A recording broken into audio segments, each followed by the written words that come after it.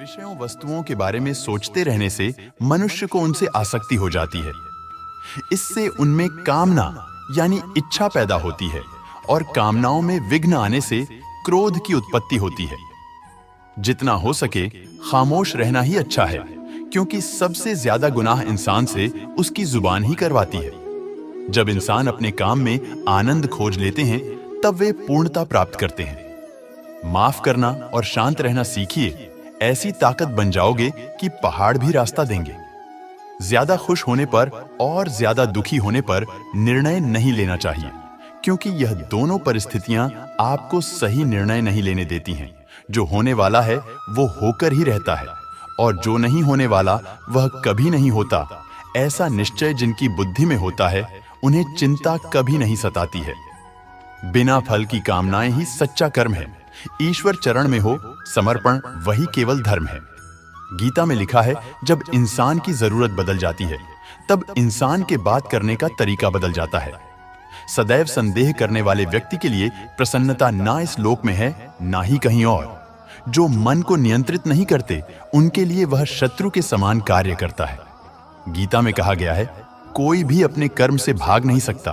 कर्म का फल तो भुगतना ही पड़ता है। मनुष्य अपने विश्वास से निर्मित होता है। जैसा वह विश्वास करता है, वैसा वह बन जाता है। वक्त कभी भी एक जैसा नहीं रहता है। उन्हें रोना भी पड़ता है जो बेवजह दूसरों को रुलाते हैं। अपनी इच्छा शक्ति के माध्यम से अपने आप को नई आकृति प्रदान करें। कभी भी स्वयं को अपनी आत्म इच्छा से अपमानित न करें। इच्छा एकमात्र स्वयं का मित्र होता है, और इच्छा ही एकमात्र स्वयं का शत्रु है। अपनी पीड़ा के लिए संसार को दोष मत दीजिए। अपने मन को समझाओ, तुम्हारे मन का परिवर्तन ही तुम्हारे दुखों का अंत है। अकेले रहना तुम्हें यह भी सिखाता है कि वास्तव में तुम्हारे पास स्वयं के अलावा और कुछ भी नहीं। जब परिवार के सदस्य अप्रिय लगने लगे और पराये अपने लगने लगे, तो समझ लीजिए विनाश का समय आरंभ हो गया है। अपने आप को ईश्वर के प्रति समर्पित कर दो। यही सबसे बड़ेढ़ा सहारा है। जो कोई भी इस सहारे को पहचान गया है, वह डर, चिंता और दुखों से आजाद रहता है। ज्यादा खुश होने पर और ज्यादा दुखी होने पर निर्णय नहीं लेना चाहिए, क्योंकि यह दोनों परिस्थितियां आपको सही निर्णय नहीं लेने देती हैं। तराशने वाले पत्थरों को भी तराश देते हैं, नासमझ हीरों को भी पत्थर करार देते हैं। जितना हो सके अपने मन को मारे, क्योंकि यही एकमात्र ऐसी चीज है जो हमें आगे बढ़ने नहीं देता।